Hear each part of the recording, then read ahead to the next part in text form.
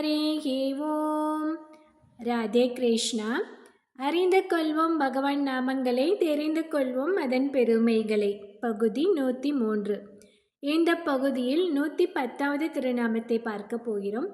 இது விஷ்ணு சகஸ்ரநாமத்தின் 12வது ஸ்லோகத்தில் வருகிறது. ஸ்லோகம் 12. வசுர்வசுமன்னா சத்ய சமாத்மா சம்மித சமக அமோக புண்டரிகாட்சோ விருஷகர்மா விருஷாக்ருதிஹி. நாமம் 110. ஓம் சமாய நமக. அதாவது வேறுபாடின்றி அன்பை செலுத்துபவர் என்று பொருள். இதை திருப்பாவையை பற்றி பராசரப்பட்டரின் விளக்கத்திலிருந்து பார்க்கலாம். பராசரப்பட்டர் என்னும் ஆச்சாரியார். அவர் மார்கழி மாதம் ஸ்ரீரங்கத்தில் திருப்பாவையை பற்றி தொடர் சொற்பொழிவு ஆற்றி வந்தார். அந்த சொற்பொழிவின் நிறைவு நாளில் திருப்பாவையின் 30 பாசுரங்களை கேட்பவர்கள் என்ன பயன் பெறுவார்கள் என்று விவரிக்கையில் அவர் சொன்னார், அன்று ஆண்டாளுக்கு திருமால் எவ்வாறு அருள் புரிந்தாரோ அதை போலவே ஆண்டாள் அருளிய இந்த 30 பாசுரங்களை தினமும் சொல்லும் அனைத்து பக்தர்களுக்கும் அருள் புரிவார் என்று சொன்னார். அப்போது அந்த கூட்டத்தில் இருந்த ஒருவர் எழுந்து, சுவாமி மன்னிக்க வேண்டும், தாங்கள் சொல்வதை அடியேனால் ஏற்க முடியவில்லை. ஆண்டாள் நாச்சியார் சாட்சாத் பூமாதேவியின் அவதாரம் அல்லவா? அவளுடைய பக்தி என்பது பெரிய சிகரம் போல. எங்களுடைய பக்தி எல்லாம் வெறும் கூழாங்கல் போலத்தான். அப்படி இருக்க மிக உயர்ந்தவளான ஆண்டாளுக்கு அருள் புரிந்ததைப் போலவே மிக தாழ்ந்தவர்களான எங்களுக்கும் திருமால் அருள் புரிவார் என்பதை எப்படி புரிந்து கொள்வது என்று கேட்டார். அதற்கு பராசரப்பட்டர் என்ன விடையளித்தார் தெரியுமா? கிராமங்களில் பசுக்கன்றுகளை விலைக்கு விற்றுவிட்டு கன்றின் தோளுக்குள் வைக்கோலை வைத்து அடைத்து தோல் போர்த்திய பொம்மை கன்றை பசுவின் முன்னே நிறுத்துவார்கள். அதை தன்னுடைய கன்று என நினைத்து பசுவும் பால் சுரக்கும் அல்லவா? அதுபோலத்தான் நாமும் திருப்பாவை என்னும் தோலை போர்த்தி கொண்டு கன்றுகளாக திருமால் முன்னே சென்று நின்றோமானால் திருப்பாவை என்னும் தோலை பார்த்தவுடன் திருமாலுக்கு ஆண்டாளின் ஞாபகம் வந்துவிடும் தானே. அதனால் அவளுக்கு எவ்வாறு அருள் புரிந்தாரோ அதே அருளை நம்மீதும் பொழிவார். என்ன ஒரு விளக்கம்! அப்பப்பா, அற்புதம்!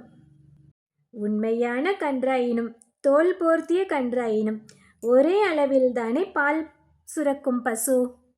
அதுபோலத்தான் இதுவும் என்று சொன்னார் பராசரப்பட்டர்.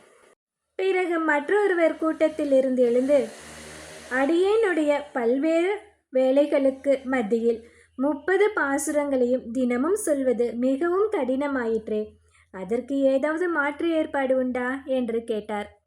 சரி, அப்படியானால் மார்கழி திங்கள், வையத்து வாழ்வீர்கால், ஓங்கி உலகளந்த என்ற முதல் 3 பாசுரங்களையும், கூடாரை வெல்லும், கறவைகள் பின் சென்று, சிற்றஞ்சிறுகாலே, வங்கக்கடல் கடைந்த ஆகிய இறுதி 4 பாசுரங்களையும், அதாவது மொத்தம் 7 பாசுரங்களை சொன்னால் கூட முழுமையான திருமாலின் அருள் கிட்டும் என்றார்.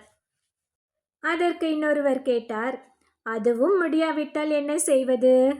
அதற்கு பராசரப்பட்டர் சொன்னார், சாற்றுமறை பாசுரங்கள் எனப்படும் சிற்றஞ்சிறுகாலை, வங்கக்கடல் கடைந்த இந்த 2 நிறைவு பாசுரங்களையாவது சொல்லுங்கள், பெருமாளின் அருள் பூரணமாக கிட்டும் என்றார். அதற்கு இன்னொருவர் கேட்டார், அதுவும் முடியாவிட்டால் என்ன செய்வது என்று. சிற்றஞ்சிறுகாலே என்ற பாசுரத்தை மட்டுமாவது சொல்லுங்கள், எம்பெருமான் உங்களை கடாட்சிப்பார் என்று சொன்னார். அதுவும் முடியாவிட்டால் என்று கேட்டார் இன்னொருவர். இந்த விறுவிறுப்பான உலகத்தில் அந்த எம்பெருமானை துதிக்கத்தான் நேரமில்லை போலும்.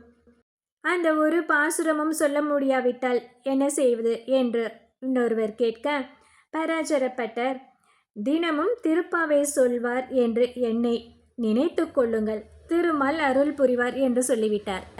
அது எப்படி? ஒரு பாசுரம் சொல்பவர்க்கும் 30 பாசுரம் சொல்பவர்க்கும் ஒரே மாதிரியான அருள் கிட்டும்.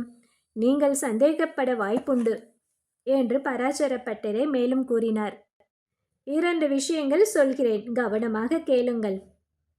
அதாவது, தன்னுடைய பக்தர்கள் தன்னிடம் காட்டும் அன்பும் பக்தியும் சிறிதாகவோ பெரிதாகவோ எப்படி இருந்தாலும் அதை பாரபட்சம் காட்டாமல் பக்தர்கள் அனைவரையுமே திருமால் சமமாகத்தான் கருதுகிறார். கீதையில் கண்ணனே சொல்லியிருக்கானே, சமோகம் சர்வ பூதேஷு என்று. எனவே ஒரு பாசுரம் சொன்னவர்கள் 30 பாசுரம் சொன்னவர்கள் என்ற எண்ணிக்கையால் திருமால் அவர்களை பிரித்து பார்ப்பதில்லை. மேலும் அத்தகைய தாராள குணம் திருமாலுக்கு இருக்கிறது என்பதற்காக அதை அவனுடைய பலவீனமாக நினைத்து 30 பாசுரம் சொல்ல முடிந்தவர்களும் சோம்பேறித்தனத்தால் ஒரு பாசுரம் மட்டும் சொல்கிறேன் என்று கூறுவது மிக தவறு. ஒரு பாசுரமும் சொல்லாதவர்களுக்கு கூட அருள் புரியும் அளவுக்கு அவனிடம் கருணை இருப்பது உண்மைதான்.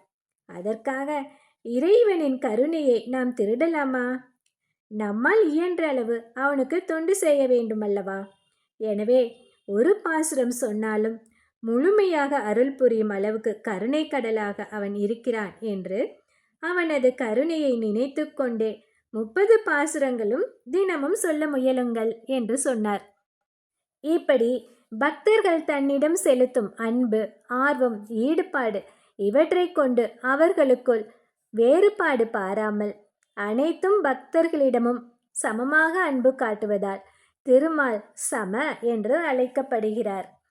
இந்த 110வது நாமத்தை தினமும் சொல்லி வந்தால் பக்தர்கள் அனைவரும் என்றும் திருமாலின் மனத்துக்கு இனியவர்களாக இருக்கும் பாக்கியத்தை பெறுவார்கள். அடுத்த நாமம் ஓம் அமோகாய நமக. இதை அடுத்த பகுதியில் பார்க்கலாம். ஹரி ஓம்.